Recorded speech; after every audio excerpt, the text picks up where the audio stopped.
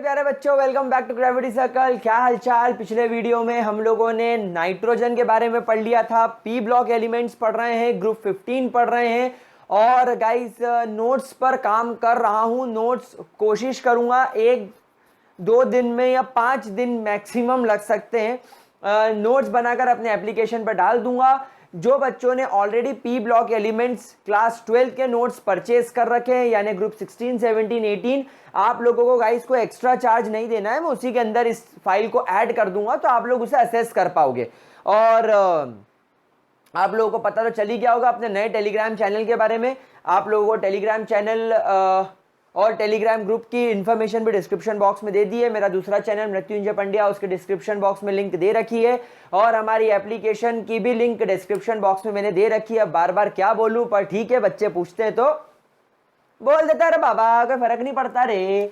चलिए, तो guys P block element पढ़ रहे हैं और आज हम लोग स्टार्ट करेंगे अमोनिया।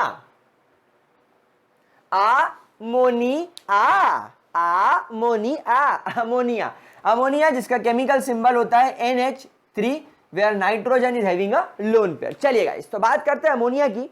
जैसा मैंने आपको पिछले वीडियो में नाइट्रोजन अंकल के बारे में पढ़ाया कि नाइट्रोजन अंकल कहाँ मिलते हैं, नाइट्रोजन अंकल की प्रिपरेशन क्या है, नाइट्रोजन अंकल की फिजिकल केमिकल प्रॉपर्टीज क्या है, नाइट्रोजन अंकल के यूजेस क्या है, ठीक उसी तरह अमोनिया आंटी की भी हम लोग बात करेंगे।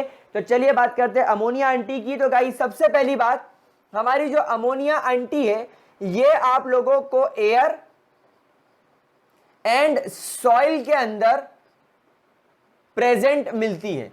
Ammonia is found in air and soil but in only a very limited quantity, लेकिन सवाल यह आता है कि अमोनिया एयर और सॉइल के अंदर आता कहां से है।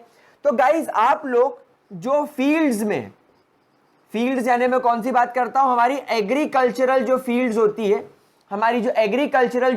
होती है, वहां पर हम लोग जो यूरिया यूज करते हैं, urea is used as a fertiliser, एक फर्टिलाइजर की तरह आप यूरिया यूज करते हैं। तो गाइज इस यूरिया की वजह से ही अमोनिया बनता है। कैसे? तो ये हो गई हमारी first method of preparation, that is from urea. तो हम यहां पर फ्रॉम एयर एंड सॉइल जो मैंने लिखा, ये मैंने ठीक लिखा, लेकिन मैं यहां पर हेडिंग डालना चाहूंगा मेथड ऑफ प्रिपरेशन।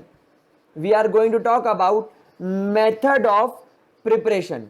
और हमारी फर्स्ट मेथड ऑफ प्रिपरेशन जो होने वाली है दैट इज फ्रॉम यूरिया, यानी आप लोग यूरिया से अमोनिया बना सकते हो। लेकिन मैंने आप लोगों को just for the sake of information ये एक बात बता दी कि हमारे एयर में और हमारी जो सॉइल होती है, स्पेसिफिकली एग्रीकल्चरल सॉइल, वहां पर यूरिया को एज अ फर्टिलाइजर यूज किया जाता है। और इस वजह से वहां पर बैक्टीरियल डीकंपोजिशन की वजह से या किसी भी प्रकार के डीकंपोजिशन की वजह से आपको यूरिया मिल जाता है कन्वर्ट होता हुआ अमोनिया के अंदर। कैसे? चलिए देखते हैं।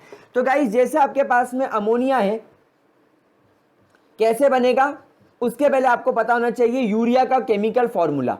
तो गाइस यूरिया का केमिकल फॉर्मूला है NH2CONH2। जैसे ही ये यूरिया 2 मोल्स ऑफ वाटर के कांटेक्ट में आएगा इन प्रेजेंस ऑफ सम अर्थी बैक्टीरियाज, यानी जो सम नाइट्रोजन फिक्सेशन जो बैक्टीरियाज होते हैं, देयर आर सम बैक्टीरियाज, आपके पास में कुछ बैक्टीरियाज होते हैं। ये बैक्टीरियाज की मदद से वाटर आपको सॉइल में मिल ही जाएगा, यूरिया वहां पर पड़ा हुआ है, तो इसका होने लगेगा डीकंपोजिशन। कैसे? देखिए मैं आपको बताता हूं। सबसे पहले आप एक बात समझ लो कि आपका जो वाटर है वो 2 पार्ट में मिलता है, that is H and OH। तो यहां से क्या करना है, अमोनिया बनाना है। तो देखो अमोनिया बनाने की बेस्ट प्रोसेस, एक NH2 यहां से उठाओ, एक NH2 यहां से उठाओ, एक H यहां से उठाओ, एक H यहां से उठाओ। तो एक NH2 वाटर के H के साथ कंबाइन होकर क्या बन गया, NH3। पर आपके पास में NH2 है कितने, एक NH2 ये भी है और ये H, तो ये 2 NH2 मिलकर बन गए 2 NH3। अब यहां से क्या करो, एक OH पूरा उठा लो और एक H पूरा उठा लो, क्या बन गया, H2O। अब यहां पर क्या बचा, सिर्फ CO, और यहां पर क्या बचा, सिर्फ O। तो ये CO और O मिलकर क्या बन गया, CO2। तो आपकी CO2 गैस बाहर उड़ जाती है। वाटर आपको वापस से पड़ा हुआ मिल जाता है। मतलब समझो वाटर से वाटर बन गया, समझ रहे हम लोग बात को, वाटर से वाटर बन गया, कोई दिक्कत नहीं, हमको उससे कोई परेशानी नहीं। लेकिन अल्टीमेटली हमारा जो यूरिया है वो किसके अंदर डिकम्पोज हो गया, अमोनिया के अंदर। This ammonia is actually very important for the growth of plants. आपके प्लांट्स के ग्रोथ के लिए बहुत इंपॉर्टेंट है। क्यों? क्योंकि हम लोग सब जानते हैं हमारी बॉडी किससे बनी हुई होती है, प्रोटीन्स से, एंड प्रोटीन्स बनते हैं अमीनो एसिड्स से, और अमीनो एसिड्स बनते हैं अमोनिया से। तो गाइस आप इस बात का फोकस कीजिए, इस बात को ध्यान रखिएगा कि ये एक बहुत इंपॉर्टेंट कंडीशन है। जल्दी से पहले इसका स्क्रीनशॉट ले लो ताकि इसको रब करके हम लोग आगे बढ़ सके। वैसे एक काम करते, रब करने की जरूरत नहीं है, मैं सेकेंड मेथड ऑफ प्रिपरेशन यहां लिख देता हूं, that is from ammonium salts. किससे? That is from ammonium salts. Ammonium salts. Now ammonium salts क्या है मेरे प्यारे बच्चों, मैं आपको बताता हूं। अमोनियम सॉल्ट मेरे पास में बेस्ट एग्जांपल है अमोनियम क्लोराइड का। तो मैं अमोनियम क्लोराइड को, ये पहली प्रिपरेशन है, मैं अमोनियम क्लोराइड को यहां पर ट्रीट कर देता हूं CaOH2 के साथ। गाइस बुक के अंदर, NCERT के अंदर इसे लाइम लिखा गया है। It is also called as lime, it is also called as calcium hydroxide. आप इसे कैल्शियम हाइड्रोक्साइड भी बोल सकते हैं या आप इसे लाइम भी बोल सकते हैं। लाइम क्योंकि क्या होता है, चूना, जो चूना पत्थर होता है, कैल्शियम ऑक्साइड CaO, जब आप उसको पानी के साथ मिलाते हो तो चूने का पानी बन जाता है, दैट इज वाई इसे बोला जाता है लाइम। अब यहां पर क्या होगा प्यारे बच्चों, देखिए बहुत सीधी सी रिएक्शन है। ये कैल्शियम यहां से 2 क्लोरीन लेकर कैल्शियम क्लोराइड बनके बाहर निकल जाएगा। अब क्या होगा, अब यहां पर 2 OH बचे हुए हैं और यहां पर आपके पास में NH4 है, तो NH4 से, क्योंकि आपके पास में 2 NH4 हैं तो एक NH4 से एक हाइड्रोजन निकलेगा, तो 2 NH4Cl में से 2 हाइड्रोजन निकलेंगे। वो 2 हाइड्रोजन इन OH के साथ कंबाइन होंगे तो हम लोग सब जानते हैं HOH मिलकर बनाता है पानी। यहां पर 2 OH है और यहां पर 2 NH4 है, तो दोनों से एक एक हाइड्रोजन निकलेगा, तो यहां पर ये 2 मोल्स ऑफ वाटर बनके हो गया बाहर। अब यहां पर क्या बचा, ये पूरा खत्म हो गया, ये पूरा खत्म हो गया, बस NH3 बचा, तो 2 मोल्स ऑफ NH3 आपको यहां पर मिल जाएगा। That is your ammonia. Very easy process Mona darling, very easy. भांजे बहुत इजी था, कोई दिक्कत इसके अंदर, पक्की बात। एक एग्जांपल और देख सकते हैं। अब यहां पर आपके पास में NH4 होल ट्वाइस SO4 है। पहले आपके पास में अमोनियम क्लोराइड था, this is called as ammonium chloride, इसे बोला जाता है अमोनियम सल्फेट। SH4 को आप क्या बोलते हो, सल्फेट। यहां पर आपको इसका ट्रीटमेंट करना होगा NaOH के साथ। गाइस सोडियम हाइड्रोक्साइड को बुक में कॉस्टिक सोडा लिखा हुआ है, क्यों? क्योंकि कॉस्टिक सोडा इसका एक और ऑल्टरनेटिव नेम है। तो मेरे लाडले बच्चे, मेरे गुलगुलो, इस बात को ध्यान रखना दैट कॉस्टिक सोडा को अमोनियम सल्फेट के साथ जब ट्रीट करोगे, यानी कि कॉस्टिक सोडा बोले तो NaOH को NH4 होल ट्वाइस SO4 के साथ ट्रीट करोगे तो क्या होगा, तो यहां पर ये होगा कि यहां पर आपको 2 NaOH लेना होगा, तो यहां पर Na2SO4। मैं एक काम करता हूं, यहां पर एक पार्टीशन बना लेता हूं वरना कंफ्यूज हो जाओगे कि सांस कहां से ले और कहां से। तो यहां से Na2, 2 सोडियम 1 SO4 को लेकर बाहर निकल जाएंगे। अब क्या हुआ, यहां पर वापस तुम्हारे पास में 2 NH4 है और यहां पर तुम्हारे पास में 2 OH है, तो एक H एक OH के साथ मिलकर बना लेगा वाटर, दूसरा OH दूसरे H के साथ मिलकर बना लेगा वाटर, तो 2 वाटर बन गए। और यहां पर अब क्या बचा, 2 moles of NH3, that is your ammonia. तो गाइस ये 3 प्रोसेस आप स्मॉल लेवल पर, छोटे मोटे लेवल पर अमोनिया को बनाने के लिए देख सकते हो। एक आप यूरिया से बना सकते हो, दूसरा आप अमोनियम सॉल्ट से बना सकते हो। लेकिन जो हमारी खास और हमारी स्पेशल प्रोसेस है, दैट इज अमोनिया का प्रिपरेशन फ्रॉम हाबर प्रोसेस, वो अपन अब देखने वाले हैं डिटेल में। But before that have a screenshot, जल्दी से इसको नोट करो। हो गया मेरे प्यारे बच्चों, मेरे मित्रों, कोई तकलीफ तो नहीं है? अमोनिया आया कि नहीं आया? नाइट्रोजन का क्या हुआ, आ गया। पी ब्लॉक का क्या हुआ, सर वो भी आ गया। फिर क्या तकलीफ है भाई, इन शख्स को क्या तकलीफ है? मुझे समझ नहीं आता इस देश के लोगों को क्या तकलीफ है। चलिए आगे बढ़ते हैं and let's talk about the third and the most important method of preparation, that is Haber process. Haber's process. Now guys, this Haber process is the industrial method of preparation. यानी कि कौन से लेवल पे की जाती है, ये industrial level पर की जाती है। इंडस्ट्रियल लेवल का मतलब आप एक बात में ये समझ लो, ह्यूज क्वांटिटी में, जब आपको बहुत ज्यादा ह्यूज क्वांटिटी में कोई चीज चाहिए होती है तो फिर वो इंडस्ट्रीज बनाती है। फॉर एग्जांपल अगर आप लोगों को ऑक्सीजन, या ऑक्सीजन तो नहीं बोलना चाहिए, या कोई भी चीज जैसे चिप्स, अगर मान लो आप लोगों को लेस खानी है तो आप लेस जैसी चिप्स घर में कितनी बनाओगे, 2 किलो 4 किलो 5 किलो, लेकिन उससे पूरे देश भर में सप्लाई थोड़ी हो पाएगी। वो तो इंडस्ट्रियल लेवल पर, ज्यादा बड़े लेवल पर करनी पड़ेगी। तो वो इंडस्ट्रियल लेवल पर अमोनिया बनाने की प्रोसेस को क्या बोलते हैं, हाबर प्रोसेस। होता क्या है गाइस हाबर प्रोसेस? हाबर प्रोसेस एक सिंपल केमिकल रिएक्शन है जिसमें डायएटॉमिक नाइट्रोजन को, एटमॉस्फेरिक एयर की नाइट्रोजन को और हाइड्रोजन गैस को ट्रीट किया जाता है। और ध्यान रखा जाता है क्योंकि ये केमिकल रिएक्शन एक रिवर्सिबल प्रोसेस है, क्योंकि ये केमिकल रिएक्शन एक रिवर्सिबल प्रोसेस है, यहां पर एप्लीकेबल होता है ली चैटरियल प्रिंसिपल। ली चैटरियल प्रिंसिपल। और ये ली चैटरियल प्रिंसिपल क्या है?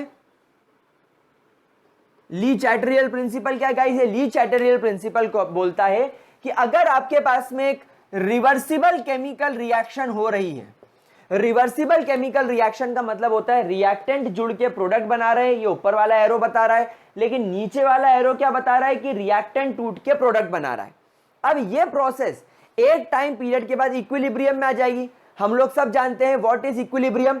इक्विलिब्रियम एक ऐसा टाइम पीरियड होता है जिस पर अगर केमिकल रिएक्शन पहुंच गई, यानी केमिकल रिएक्शन अगर इक्विलिब्रियम पर पहुंच गई, तो जितनी मात्रा में, जितनी क्वांटिटी में, जितने मॉलिक्यूल्स या जितने मोल्स रिएक्टेंट कंबाइन होकर प्रोडक्ट बनाएंगे, ठीक उसी वक्त, ठीक उसी समय, ठीक उसी क्षण आपका रिएक्टेंट वापस से टूटकर उतनी ही मात्रा में रिएक्टेंट बना लेगा। यानी अगर केमिकल रिएक्शन इक्विलिब्रियम पर आ गई तो अगर एक नाइट्रोजन 3 हाइड्रोजन के साथ कंबाइन होकर 2 अमोनिया के मॉलिक्यूल बनाता है, तो ठीक उसी समय 2 अमोनिया के मॉलिक्यूल टूटेंगे और एक नाइट्रोजन और 2 हाइड्रोजन बनाएंगे, यानी कि जो लेवल है वो बैलेंस हो जाएगा। तो आपको दूर से देखकर क्या लगेगा कि केमिकल रिएक्शन रुक गई है, क्योंकि ना तो अब नाइट्रोजन और हाइड्रोजन की मात्रा कम हो रही है। क्यों? क्योंकि ये रिएक्टेंट्स हमने केमिकल काइनेटिक्स में पढ़ा था, रिएक्टेंट का कॉन्सेंट्रेशन डिक्रीज होता है और प्रोडक्ट का कॉन्सेंट्रेशन बढ़ता है। तो अब जब केमिकल रिएक्शन इक्विलिब्रियम में आ गई है तो ना तो रिएक्टेंट का कॉन्सेंट्रेशन कम होता नजर आएगा और ना प्रोडक्ट का कॉन्सेंट्रेशन बढ़ता हुआ नजर आएगा। बहुत सारे बच्चे इक्विलिब्रियम को 50-50% वाली कंडीशन मान लेते हैं। ऐसा नहीं है। ऐसा नहीं होता कि अगर 50% रिएक्टेंट बचे हैं और 50% प्रोडक्ट बन गया है तो इक्विलिब्रियम हो गया। नहीं, अलग अलग केमिकल रिएक्शन का इक्विलिब्रियम अलग अलग होता है। हो सकता है 90% रिएक्टेंट बचा हो और 10% ही प्रोडक्ट बना हो और केमिकल रिएक्शन इक्विलिब्रियम में आ जाए। पॉसिबल है। क्यों? क्योंकि अब क्या होगा, 90% रिएक्टेंट बचे हैं, 10% प्रोडक्ट बना है। जैसे ही 1% रिएक्टेंट टूटेगा और 89% रिएक्टेंट बचेगा, 1% प्रोडक्ट बढ़ जाएगा, यानी अब 11% प्रोडक्ट हो गया, 89% रिएक्टेंट हो गया। तो ठीक उसी समय एक रिएक्टेंट का 1% रिएक्टेंट, सॉरी 1% प्रोडक्ट फिर टूट के रिएक्टेंट बना लेंगे। समझ रहे हो? फॉर एग्जांपल रिएक्शन शुरू हुई, अभी 100% रिएक्टेंट है, 0% प्रोडक्ट है। जब इक्विलिब्रियम आया तो इक्विलिब्रियम मैंने आपको क्या माना कि 90% रिएक्टेंट है और 10% प्रोडक्ट है। बस इस समय इक्विलिब्रियम आ गया। अब रिएक्शन में आपको दूर से देखने पे क्या लगेगा कि रिएक्शन रुक गई, लेकिन असलियत में क्या होगा, रियलिटी में क्या होगा, जल्दी से 1% रिएक्टेंट टूटेगा, 89% बचेगा और जल्दी से 1% प्रोडक्ट बन जाएगा 11%। लेकिन जैसे प्रोडक्ट 11% हुआ, यह रिएक्शन फिर बैकवर्ड चली जाएगी, यानी 1% प्रोडक्ट वापस से टूट जाएगा ताकि 1% रिएक्टेंट बना सके। तो रिएक्शन वापस से अपने 90 और 10 के रेशियो पर आ जाएगी। क्या ये बात समझ में आ गई आप लोगों को? That is called as equilibrium.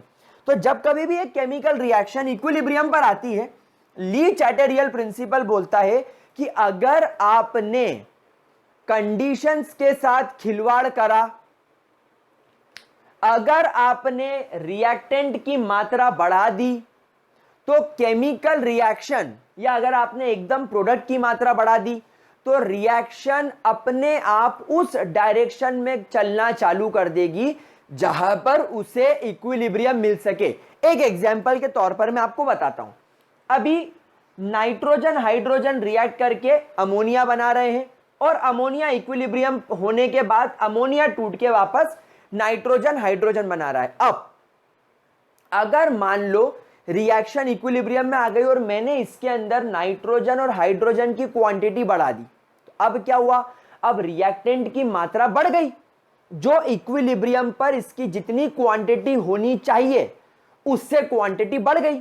तो रिएक्शन अब इक्विलिब्रियम को तोड़ते हुए फॉरवर्ड डायरेक्शन में प्रोडक्ट की तरफ भागने लगेगी। और ये कब तक भागेगी? जब तक वापस रिएक्टेंट और प्रोडक्ट अपना इक्विलिब्रियम अचीव ना कर लें। या अगर अभी रिएक्शन इक्विलिब्रियम में है और मैंने अमोनिया जितना मुझे मिला, मैंने बाहर दुकान से लाकर रिएक्शन में एक्स्ट्रा अमोनिया ऐड कर दिया, तो अब प्रोडक्ट की मात्रा बढ़ गई। लेकिन रिएक्शन जब इक्विलिब्रियम में होनी चाहिए, तब जितनी प्रोडक्ट की मात्रा होनी चाहिए, अगर मात्रा उससे बढ़ गई, तो रिएक्शन अब बैकवर्ड डायरेक्शन में जाने लगेगी। मतलब अमोनिया टूट टूट के नाइट्रोजन और हाइड्रोजन बनाएगा। कब तक? जब तक वापस वो अपनी इक्विलिब्रियम कंडीशन में ना आ जाए। समझ गए? अब अगर मान लो ये रिएक्शन एक्सोथर्मिक है, मतलब अमोनिया बनने के बाद हीट निकलती है।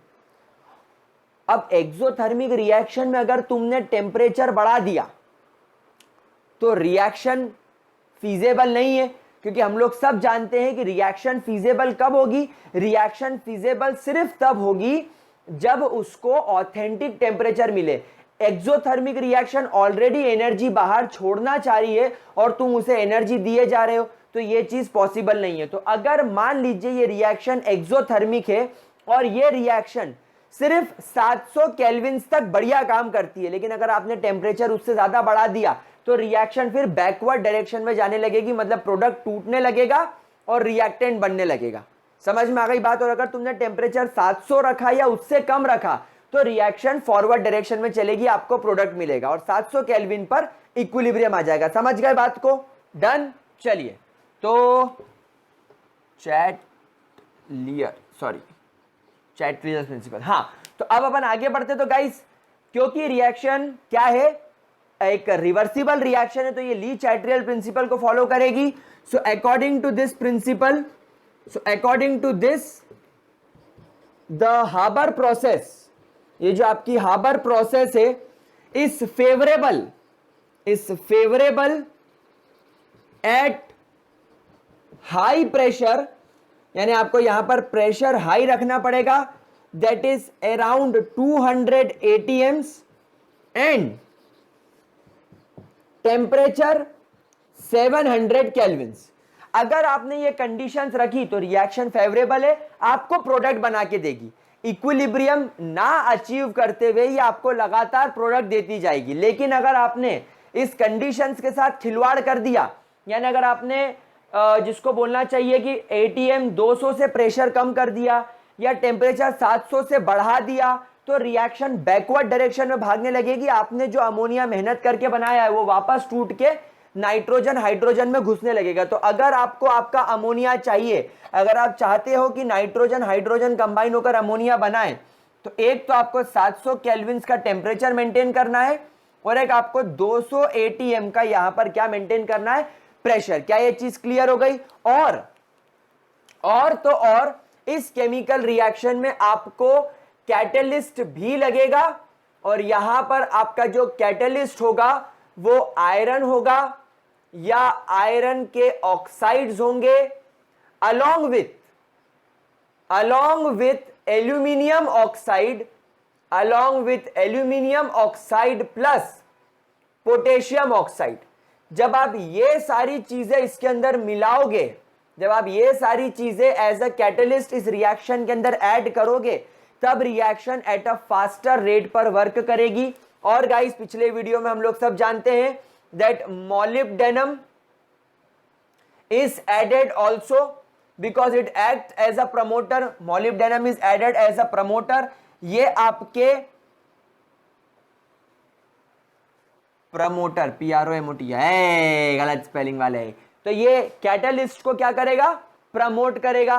और क्या ध्यान रखना है, कार्बन मोनोऑक्साइड और आपके आर्सेनिक को अवॉइड करना है इस कंडीशन से। क्यों अवॉइड करना है, क्योंकि ये इस रिएक्शन के लिए क्या है, because they are what, they are poisons. ये पॉइजन्स की तरह काम करेंगे, ये आपकी केमिकल रिएक्शन को होने नहीं देंगे। समझ में आ गई बात। किसी का कोई दिक्कत तो नहीं है इसके अंदर। मुझे लगता है मुझे तुम लोगों को जादू से मिलवाना पड़ेगा तभी तुम्हारे दिमाग में बात आएगी। ठीक है, कोई दिक्कत क्या, इतना चीज समझ में आ गया। ओ जल्दी बोल, ओए ओए, ठीक है। चलो तो इसका जल्दी से छपाई अभियान करो, फटाफट इसका स्क्रीनशॉट लो, दना दन चिपकाओ इसको। फिर अपन बढ़ते हैं आगे, फिर बनाएंगे इसका डिग्राम, डायग्राम, ड्रुग्राम। चलो मुंह मिटाएं, चलिए चलो चलो चलो चलो मिटाई से आगे बढ़े फिर हम और डायग्राम बनाएंगे। चलिए तो देखिए गाइस, सबसे पहले आपको क्या करना है, दो पाइप लेने।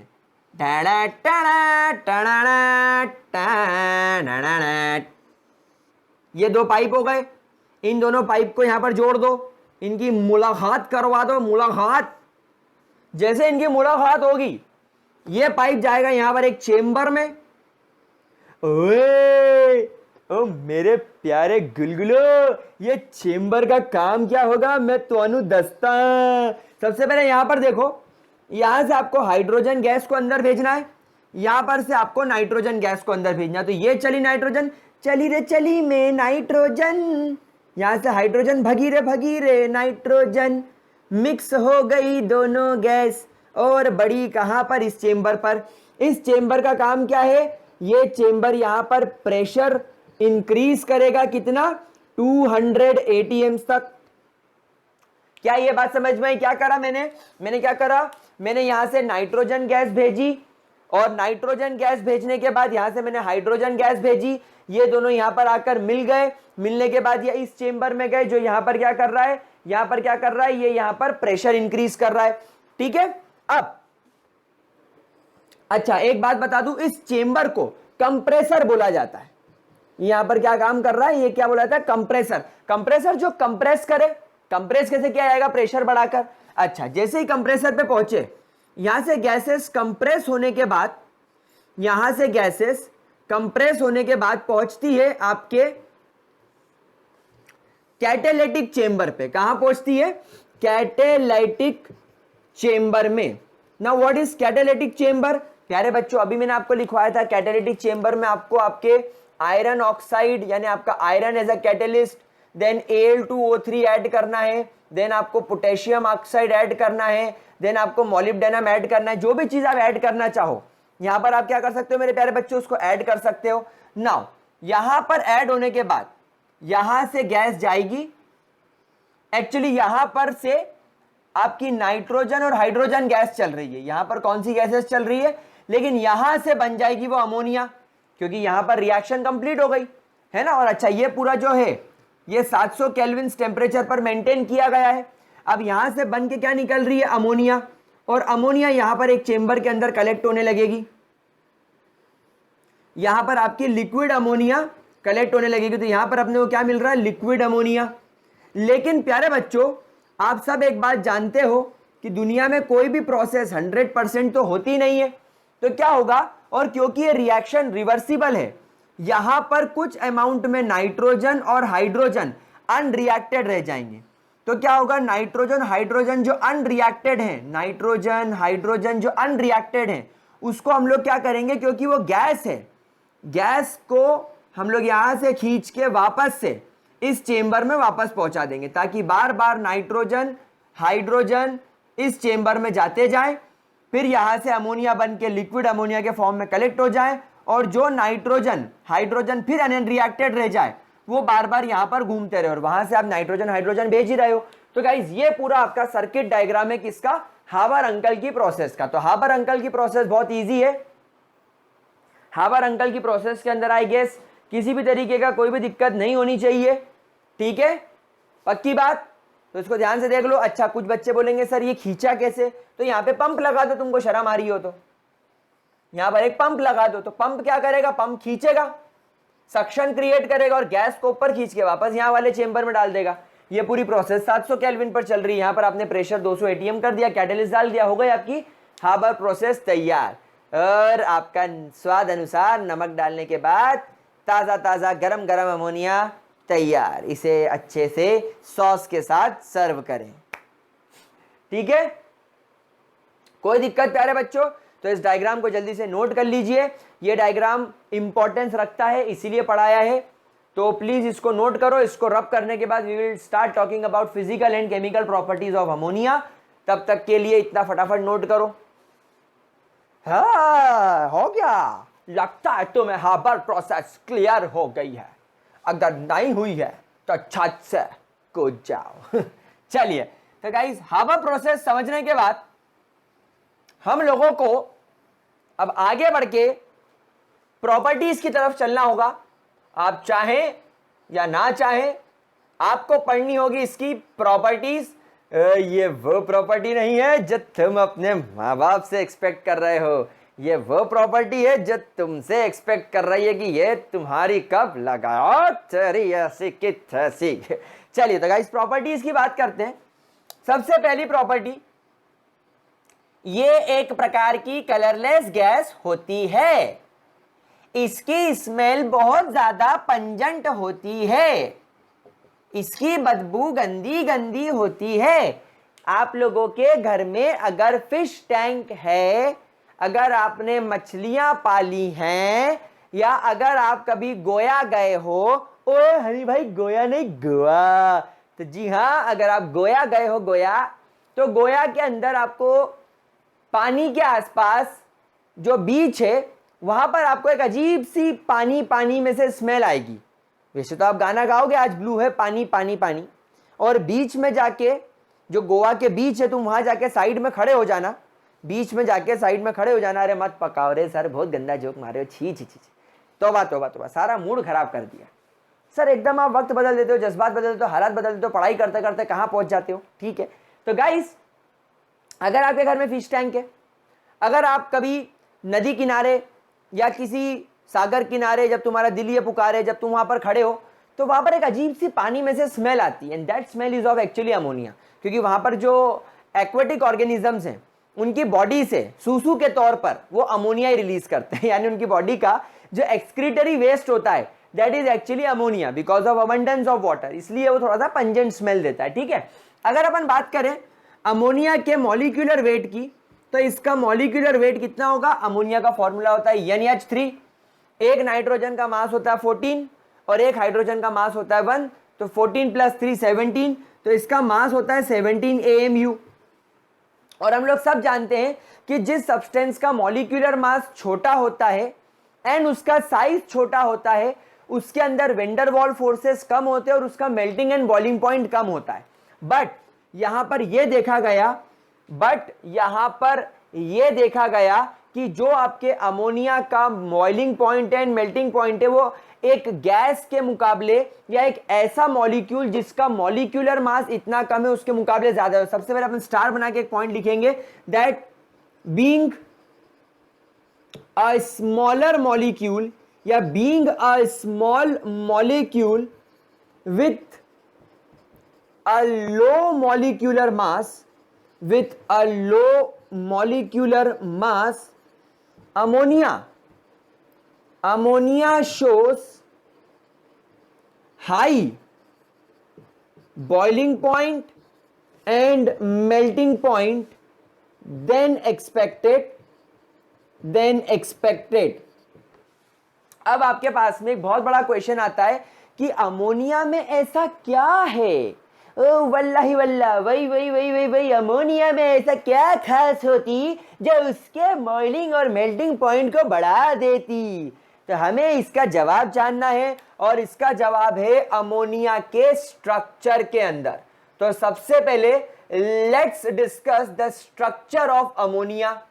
प्यारे बच्चों, आप लोग सब जानते हो कि अमोनिया sp3 हाइब्रिडाइज्ड होता है, ज्योमेट्री टेट्राहेड्रल होती है, ज्योमेट्री लिख रहा हूं मैं, ज्योमेट्री टेट्राहेड्रल होती है, ट्राइगोनल पिरामिडल इसका शेप होता है और 107 डिग्री या 107.5 डिग्री का इसका बॉन्ड एंगल होता है।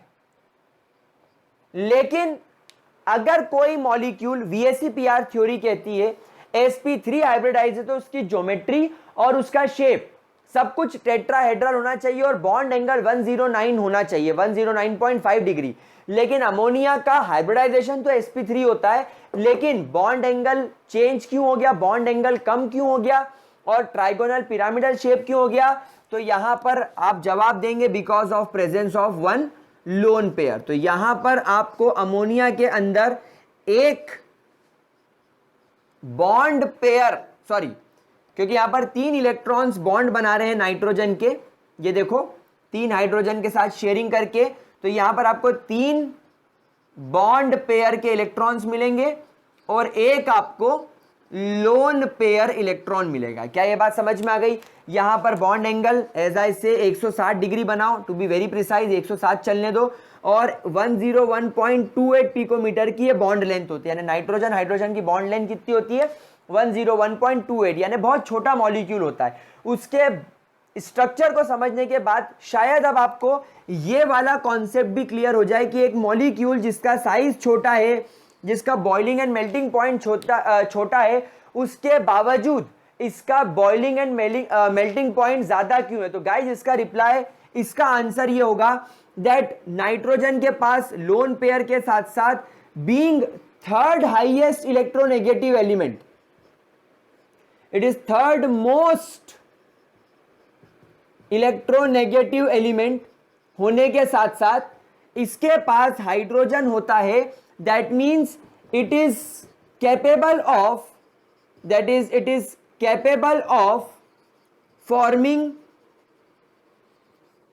intermolecular hydrogen bonding. ये क्या कर सकता है? इंटरमोलिकुलर हाइड्रोजन बॉन्डिंग, जो कि स्ट्रॉन्गेस्ट वेंडर वॉल फोर्स में से एक है, क्या स्ट्रॉन्गेस्ट इंटरमोलिकुलर फोर्स है, it is the strongest intermolecular force. और ये बनता कैसे? देखिए, ये एक अमोनिया, ये इसका NH3, अब यहां पर एक NH3 और आ गया लेट से, एक NH3 और आ गया लेट से, तो क्या होगा? ये नाइट्रोजन इसके हाइड्रोजन के साथ इस तरीके से नाइट्रोजन हाइड्रोजन में इंटरमोलिकुलर हाइड्रोजन बॉन्डिंग बना लेगा और इस वजह से इसका boiling and melting point as expected जितना था उससे ज्यादा हो जाएगा। तो ये इस बात का जवाब हो गया और ये इसका स्ट्रक्चर हो गया। क्या यहां तक की बात समझ में आई मेरे प्यारे बच्चों? फटाफट से इसका स्क्रीनशॉट ले लो जरा, जल्दी से इसका स्क्रीनशॉट ले लो। ठीक है, चलिए, तो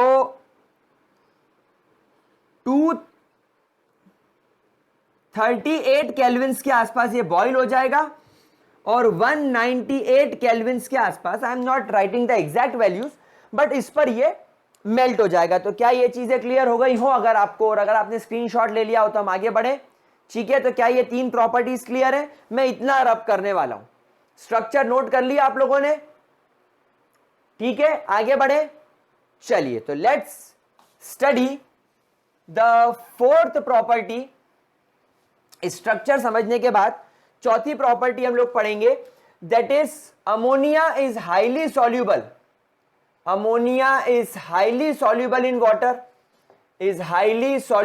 वाटर, और इसका जवाब भी वही है क्यों? क्योंकि water is also capable of forming intermolecular hydrogen bonding और अमोनिया भी इंटरमोलिक्यूलर हाइड्रोजन बॉन्डिंग बनाता है, तो दोनों एक दूसरे के साथ बड़े आराम से डिसॉल्व हो जाएंगे, सॉल्युबल हो जाएंगे। इनफैक्ट अमोनिया जैसे ही वाटर से मिलेगा, अमोनिया जैसे ही वाटर से मिलेगा, आप लोग यहां पर देख पाएंगे कि ये अमोनियम हाइड्रोक्साइड बना लेगा। ये क्या बना लेगा? Ammonium hydroxide. अमोनियम हाइड्रोक्साइड, जहां पर अमोनियम के ऊपर पॉजिटिव और हाइड्रोक्साइड के ऊपर नेगेटिव चार्ज होता है। क्योंकि यहां पर हाइड्रोक्साइड हो गया, it is somewhat, it is very weak base. ये एक प्रकार का क्या बन जाता है यहां पर? ये वीक बेस बन जाता है। Is that clear to you guys? तो अगर बेस बन गया तो बेस से बनती है इसकी अगली property, that its ammonium hydroxide, यानी अमोनिया का ammonium hydroxide reacts with acids to form ammonium salt, to form ammonium salt. यानी आपके जो अमोनियम सॉल्ट्स होते हैं, जैसे अमोनियम क्लोराइड, अमोनियम सल्फेट, ये वो बनाता है। कैसे? एक एग्जांपल लेकर मैं आपको बताता हूं। अगर मान लीजिए आपके पास में 2 मोल्स ऑफ FeCl3 है, अगर आपके पास में 2 मोल्स ऑफ FeCl3 है, तो इस FeCl3 के साथ आपका 3 moles of ammonium hydroxide react करेगा। ठीक है, कोई दिक्कत? अब यहां पर क्या होगा? ये अमोनियम क्लोराइड रिएक्ट कर कर FeCl3 और ये रिएक्ट कर कर क्या बना लेगा? ये बना लेगा आपका अमोनियम क्लोराइड NH4Cl, 3 मोल्स बन गए। ठीक है, तो अमोनियम खत्म हो गया, क्लोरीन खत्म हो गया। उसके बाद यहां से निकलेगा हाइड्रोजन। कितने हाइड्रोजन निकलेंगे? 3 हाइड्रोजन। 3 क्लोरीन को लेकर ये बना लेंगे 3 मोल्स ऑफ HCl। अब यहां पर क्या बचा? 3 ऑक्सीजन, और यहां पर क्या बचा? 3 आयरन, तो ये बना लेगा Fe2O3। और अगर आपके एनवायरनमेंट में यहां पर वाटर वेपर्स हैं या अगर यहां पर मॉइस्चर प्रेजेंट है, तो ये बनता है एक्चुअली Fe2O3.XH2O, यानी कि आपके रस्ट के मॉलिक्यूल। तो ये बन गया आपका अमोनियम क्लोराइड। आपने देखा ये एक प्रकार का बेस है, तो Fe chloride, metal chloride acidic behave करेगा। समझ गए बात को? कोई प्यारे बच्चों को दिक्कत, किसी भी तरीके की परेशानी? श्योर है हम लोग? अच्छा, एक एग्जांपल और देख लीजिए। अगर मान लीजिए आपके पास में ZnSO4 है, अगर आपके पास में ZnSO4 है और अगर इसके साथ में आप NH4OH को ट्रीट करते हैं 2 मोल्स, तो यहां पर NH4 कंबाइन कर बना लेगा NH4 whole twice SO4, that is your ammonium sulphate. क्या बन जाएगा? Ammonium sulphate. और यहां से OH, यहां से OH Zn के साथ कंबाइन होकर बना लेंगे ZnOH2 यानी जिंक हाइड्रोक्साइड। तो ये बन गया आपका अमोनियम सल्फेट सॉल्ट। तो जैसा मैंने आपसे कहा था कि अमोनियम हाइड्रोक्साइड एसिड के साथ रिएक्ट करके अमोनियम सॉल्ट बनाता है। तो ये आपके एसिड हो गए, यानी कोई भी एक डी ब्लॉक या कोई भी मेटल का क्लोराइड या किसी भी मेटल का सॉल्ट, किसी भी मेटल का सॉल्ट एसिड होता है और अमोनियम हाइड्रोक्साइड बेसिक होता है। ये कंबाइन होकर इस प्रकार आपको एक अमोनियम सॉल्ट बनाकर देते हैं, जो कैसा होता है? न्यूट्रल होता है। क्या ये चीज क्लियर हो गई? लो भैया फटाफट इसका स्क्रीनशॉट ले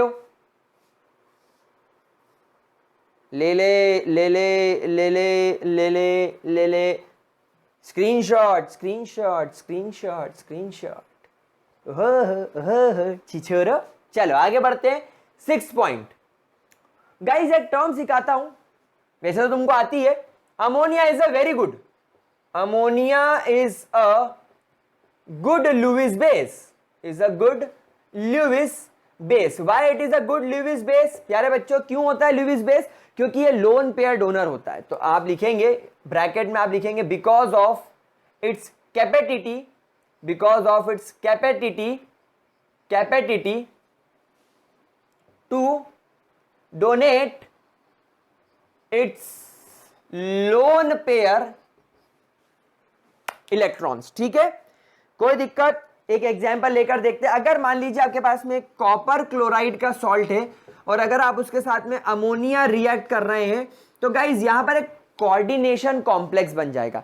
कोऑर्डिनेशन केमिस्ट्री में मैं इस चीज को इतना अच्छे तरीके से समझाऊंगा कि अपन इसकी धज्जियां उड़ा देंगे, इसकी वाट लगा देंगे। लेकिन अभी समझो, ये अमोनिया इस कॉपर को क्या करेगा, अपना लोन पेयर डोनेट कर देगा। तो आप लोग सब जानते हैं लोन पेयर डोनेट करने के बाद जो बॉन्ड बनता है उसे बोलते हैं कोऑर्डिनेशन बॉन्ड, जो एरो के शेप से बनता है। एरो का हेड उस एलिमेंट की तरफ होना चाहिए जो लोन पेयर एक्सेप्ट कर रहा है, और टेल उसकी तरफ होनी चाहिए जो डोनेट कर रहा है। तो इस तरीके से आपको यहां पर NH3 लिखना है। ये मैंने इस तरीके से यहां पर आपको NH3 लिख दिया। अमोनिया ने क्या करा, कॉपर को पूरी तरीके से लोन पेयर डोनेट कर दिया। तो ये एक तरीके का कॉम्प्लेक्स बन गया, और इस कॉम्प्लेक्स के बाहर ये जो 2 क्लोरीन है, यहां पर आपको इस तरीके से चिपका हुआ दिखेगा। क्या बात समझ में आ गई आप लोगों को? कोई दिक्कत इसके अंदर किसी भी तरीके की? तो आपका जो अमोनिया होता है, it is a very good lone pair donor. ये एक बहुत प्यारा लोन पेयर डोनर होता है, और इस तरीके से ये कोऑर्डिनेशन कॉम्प्लेक्स बनाता है। इस तरीके के कॉम्प्लेक्स को क्या बोलते हैं, कोऑर्डिनेशन सॉल्ट्स। Coordination salts. अब ये कोऑर्डिनेशन सॉल्ट्स कैसे बनते हैं, ये क्यों बना, क्या है ये, क्यों है ये, क्या खबर, हाँ मगर कोऑर्डिनेशन केमिस्ट्री में पढ़ के बड़ा अच्छा लगेगा तुमको। ठीक है, कोई दिक्कत? चलिए, तो जल्दी से इतनी चीज का स्क्रीनशॉट ले लो। छोटे मोटे 2-4 यूजेस की बात करके अमोनिया को हम बोलेंगे नारा नाना, हे गुड बाय। जल्दी नोट करो। हो गया, ठीक है, करें इसको रब, ठीक है। चलो, ओए कोई मेरी क्लास में सोएगा नहीं। अगर किसी को नींद आई उसे मैं पिला दूंगा कॉफी, और ऐसी वैसी भी नहीं, coffee with Karan. Oh my God, coffee with Karan, oh my God. चलो, तो गाइस अगर अपन बात करें यूजेस की अमोनिया के, तो गाइस सबसे पहला use, that ammonia is used to prepare fertilizers। ये फर्टिलाइजर्स बनाने के काम में आता है। कैसे कैसे फर्टिलाइजर्स? यूरिया, हम लोग सब जानते हैं यूरिया बोले तो NH2CO NH2। उसके बाद अमोनियम सल्फेट, अमोनियम सल्फेट बोले तो NH4 होल ट्वाइस SO4, है ना। उस तरीके से एक्सेट्रा से ढेर सारे ये फर्टिलाइजर्स बनाने में मदद करता है। दूसरा, इसकी बहुत इंपॉर्टेंट यूटिलिटी होती है, जो अभी हम लोग नेक्स्ट वीडियो में तो इसके ऑक्साइड्स पढ़ेंगे। उसके बाद अपन नाइट्रिक एसिड यानी HNO3, ये एक बहुत खतरनाक एसिड होता है। HNO3 की प्रिपरेशन के अंदर इसका यूज किया था अमोनिया का, यानी कि नाइट्रिक एसिड जो कि एक बहुत इंपॉर्टेंट इनऑर्गेनिक केमिकल है, हमारी इनऑर्गेनिक केमिस्ट्री का एक बहुत इंपॉर्टेंट केमिकल है, वो बनाने के लिए अमोनिया का इस्तेमाल किया जाता है। और तीसरा, अमोनिया एक रेफ्रिजरेंट, अमोनिया एक रेफ्रिजरेंट की तरह भी यूज किया जाता है, ताकि ये टेम्परेचर को डाउन करे। लिक्विड अमोनिया का टेम्परेचर बहुत कम होता है, आप लोग सब जानते हो कि लिक्विड अमोनिया 198 केल्विन पर वेपोराइज, 198 केल्विन तक ये लिक्विड रहता है। उसके बाद ये लिक्विफाई होता है, और 298 केल्विन के बाद ये बॉयल हो जाता है। 238 केल्विन के बाद, सॉरी 238 केल्विन के बाद ये बॉयल हो जाता है। तो इसको अगर आपने लिक्विड फॉर्म में या सॉलिड फॉर्म में रखा है, दैट मीन्स इसका टेम्परेचर सब जीरो है, यानी जीरो से बहुत कम है, तो ऑटोमेटिकली ये बहुत अच्छा रेफ्रिजरेंट हो जाता है। तो ये इसके 3 यूजेस हैं। ये हो गई अमोनिया की बात खत्म। अब आप लोगों से बात करूंगा मैं अगले वीडियो में ऑक्साइड्स ऑफ नाइट्रोजन की, और जैसा मैंने आपसे कहा था ये चैप्टर चलता रहेगा। तुम पढ़ोगे, तुम्हारे बच्चे पढ़ेंगे, तुम्हारे पोते पढ़ेंगे, तुम्हारी पोतियां पढ़ेगी, तुम्हारे पर पोते पर पोतियां पढ़ेंगे, तुम्हारी 7 पीढ़ियां, तुम्हारी 7 पुश्तें पढ़ेगी, तो और पढ़ते चलेंगे। मैं भी पढ़ाता चलूंगा, मैं बुढ़ा हो जाऊंगा तब भी पढ़ाऊंगा, फिर मेरी हड्डियां, मेरा स्कल पढ़ाएगा, कुछ ना कुछ होता रहेगा, चैप्टर चलता रहेगा। जल्दी मत पूछो, पूछो मत कब खत्म होगा, पढ़ते चलो, कि वैया धरे चलो, ठीक है, कि वैया बड़े चलो। चलो गाइस, तो आज का वीडियो यहीं खत्म करते हैं। होप थोड़ा बहुत समझ में आया होगा। मेरी इज्जत करोगे तो लाइक करना, चैनल को सब्सक्राइब करना, शेयर करना, और मुझे माफ करना। See you in the next video.